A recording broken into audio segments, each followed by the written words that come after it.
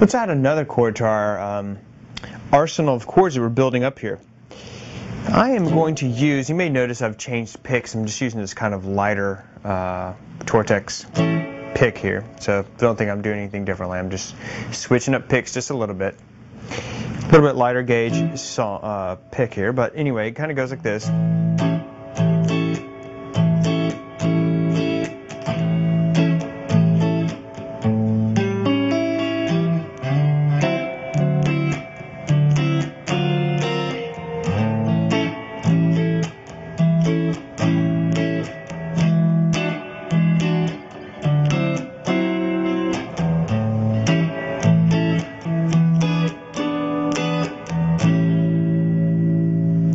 The new chord we're going to add is called a dominant ninth chord, okay? And the way you're going to see this written is like E9, A9, D9, in this case D9 and E9. Most of the time when you encounter these chords, you can play them with the root on the 5th string. So in this case the D9 would go like this. Okay? Now you could play this note. You don't have to because that's the 5th, and the 5th is the least important interval in a chord. So most of the time I just play it like this, and I just drop out that top note. But you can play it, it sounds fine.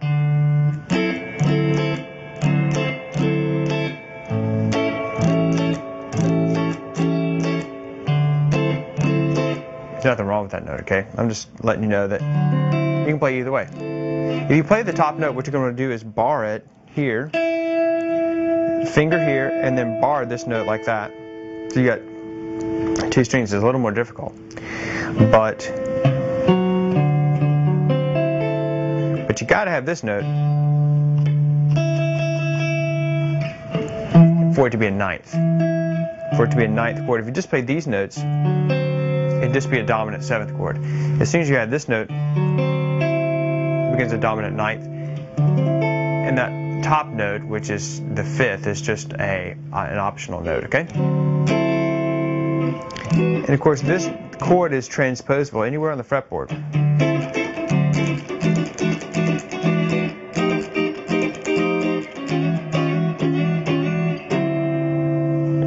Because there's no open strings, right?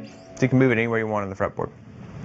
The other thing to keep in mind is how you form this chord. Well, remember we started way back with just like a D major chord, then we went D dominant 7, then we went D minor 7,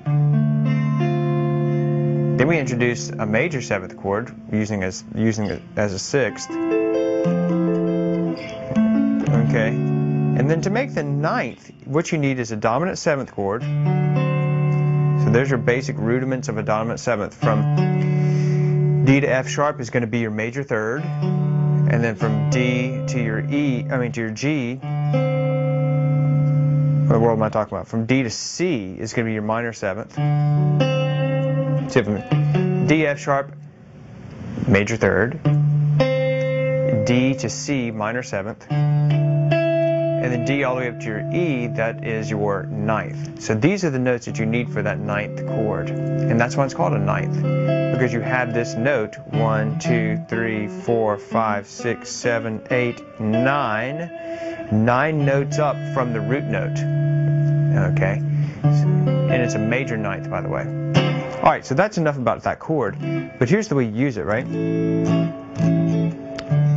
I'm using it as, instead of playing the D dominant 7, I'm playing a D9. Instead of playing an E7, I'm playing an E9. Because 9th chords are dominant chords plus an added 9th, so they can be substituted. Anytime you see a dominant 7th, you can substitute a dominant 9th chord. Okay? So, very easy. And just as an aside, you can also substitute a dominant 11th or dominant 13th. So, you've got this going on. A dominant 13th would be like, so you go.